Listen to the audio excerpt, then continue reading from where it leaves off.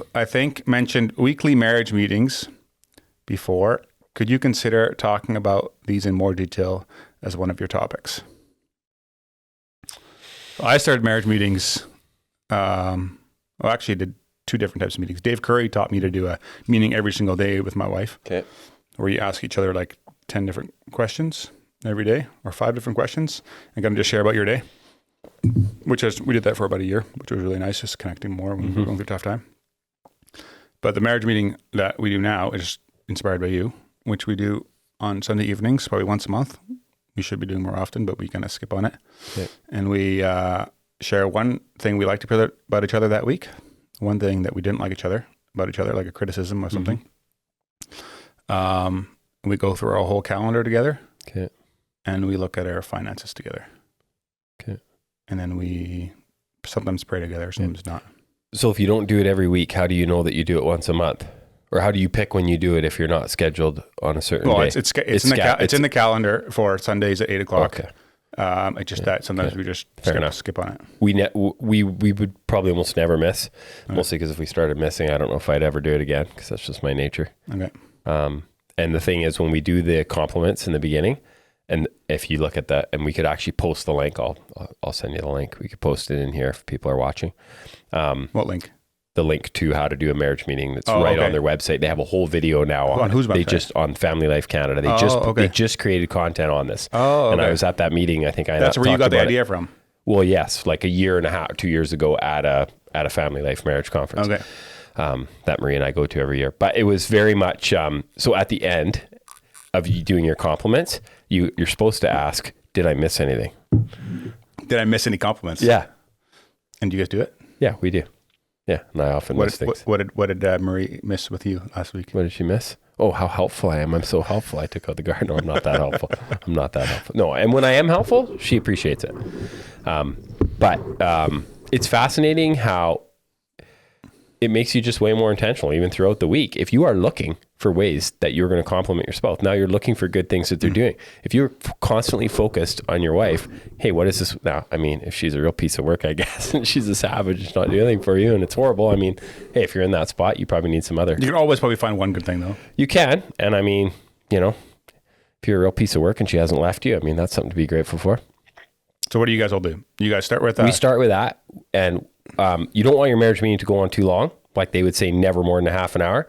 You'll have one spouse that just loves long meetings and the other one hates long meetings. Yeah. So, and vice versa. Like you don't want to be rushing through it if you're the person that can't stand sitting there talking to your wife. It's like, hey, put up with it. 25 minutes of your week, not a big deal.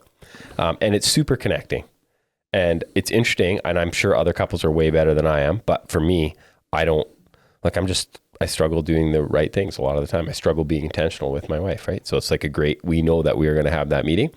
And then, we go over our calendar second. And then the third thing we normally do, finance is a great one.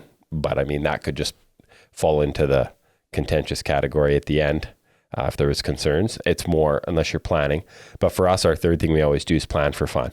And that's been super helpful because there again, I don't for the coming week. Anytime.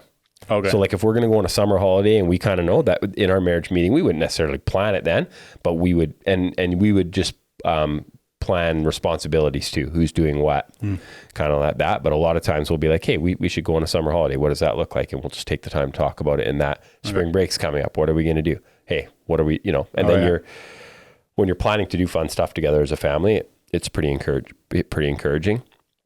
And I don't know if I feels like we've talked about this a lot on here, but maybe we've only mentioned it once or twice. But when you have a scheduled, the best part, there's lots of good things. The complimenting at the beginning is awesome. And it's not just criticism. It could just be challenges. It could be things that are frustrating. It could be very petty, like, hey, you leave crap on the floor. You talk with your food. Okay, so what's your order now? So you start with compliments. Compliments.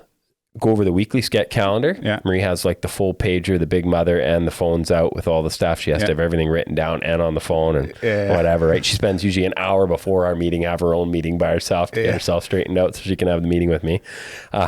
Which whatever, that's good, right? So she's very prepared. She's a real school teacher, right? Gets scary half hour a week, so. Yeah.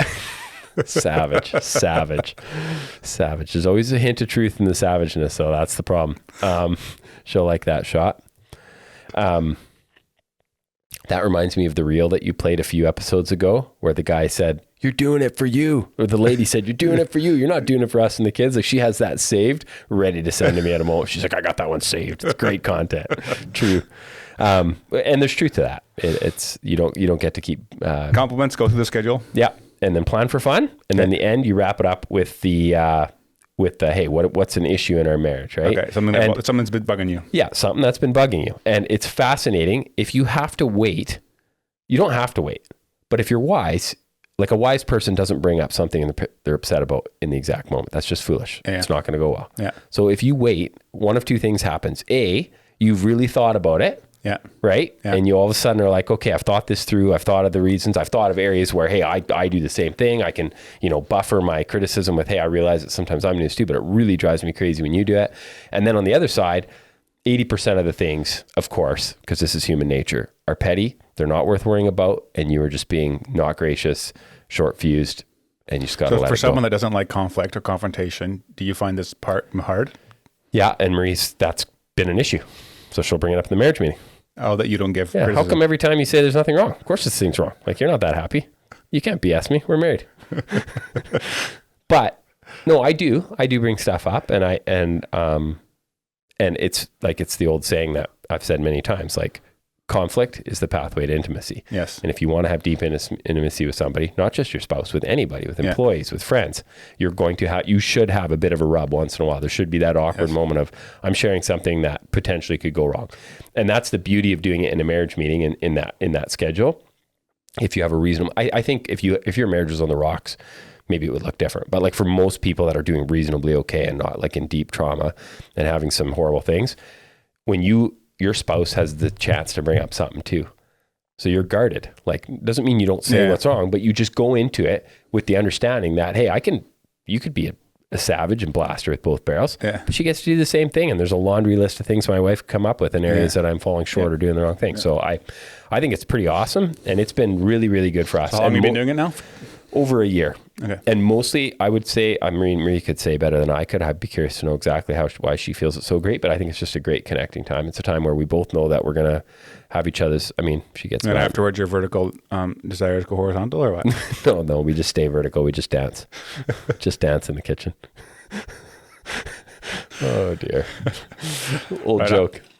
Yeah. Is that the end of the marriage meeting?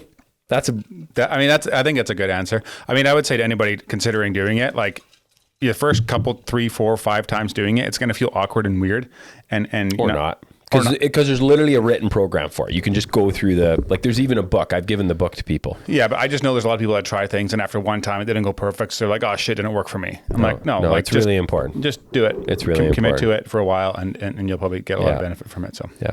And if someone that's listening to this has experience, love to hear it.